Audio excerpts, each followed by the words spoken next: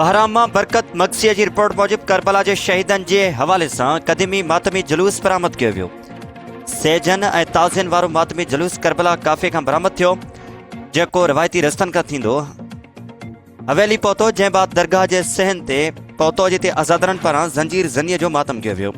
जलूस में मशहूर नोहा ख़्वाननि नोहा चई माहौल सोगवार बणाए छॾियो।